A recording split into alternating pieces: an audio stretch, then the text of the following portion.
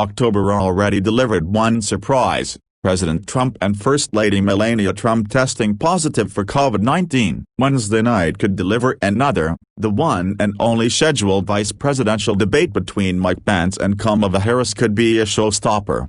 Why? Because voters may finally get to see the real Kamala Harris, who has ducked taking a stand on critical issues and has, like Joe Biden, routinely refused to answer questions on the campaign trail. The performance of the California senator could well impact the trajectory of the race.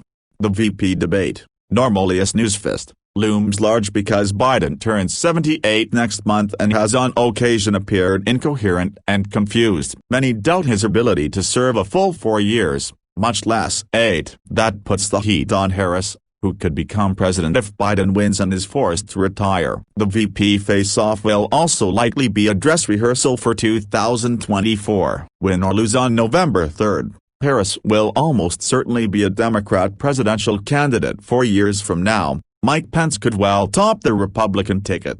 Given the stakes, moderator Suzanne Page of USA Today must absolutely demand that Harris be straight with American voters. We know Pence. We do not know Harris. For instance, both Harris and Biden have refused to say whether they favor packing the Supreme Court and abolishing the Electoral College. This is unacceptable. These controversial ambitions of the left would fundamentally change how our democracy works and what our nation's future will be. Voters deserve to know where the candidates stand.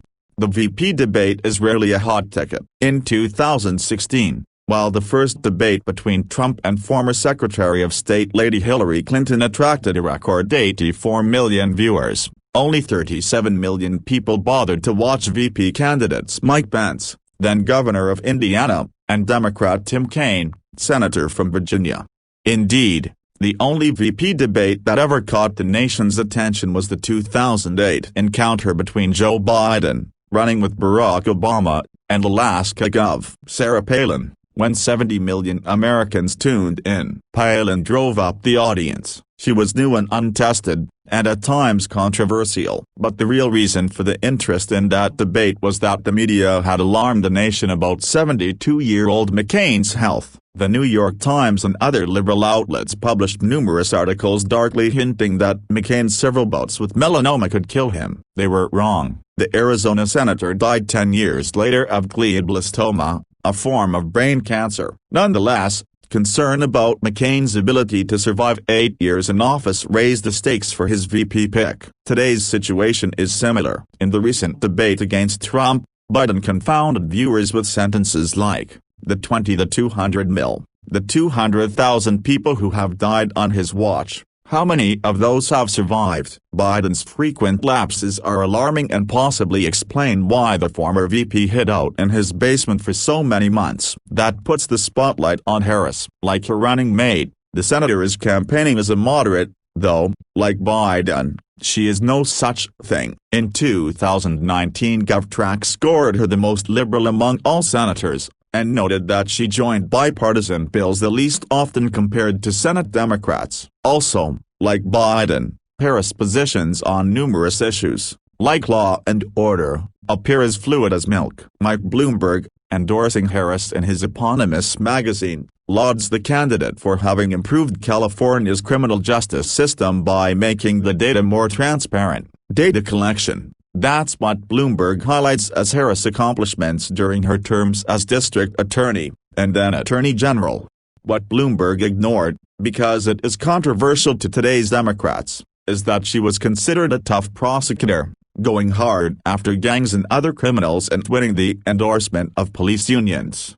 In the second round of Democratic primary debates, Hawaii Rep. Tulsi Gabbard reminded viewers that Harris had put over 1,500 people in jail for marijuana violations, and also blocked evidence that would have freed an innocent man from death row.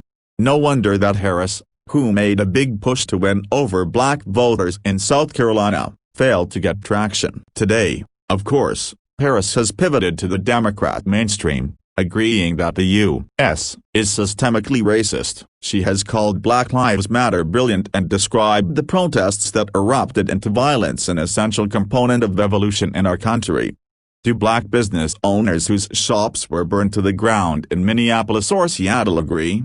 In June, Harris cheered Los Angeles Mayor Eric Garcetti's announcement that he would cut police funding by $150 million, expressing sympathy for calls to defund the police. The debate moderator should ask her how she would respond to the 81% of black Americans who said in a recent Gallup survey that they'd like the police to spend either more or the same amount of time in their community, not less.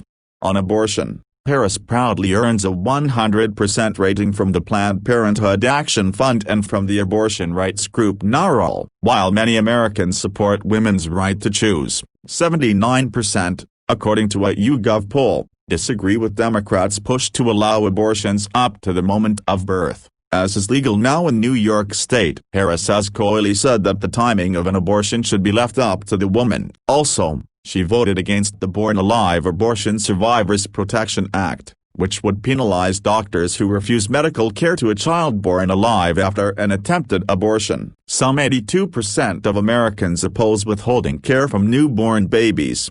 Americans need to know, does Harris approve of late-term abortions and allowing viable babies to die? There are plenty of issues: gun control, Medicare for all and the Green New Deal, for instance, on which Harris has waffled. If Suzanne Page pins her down, as she should, the race could shift. That would be a real October surprise.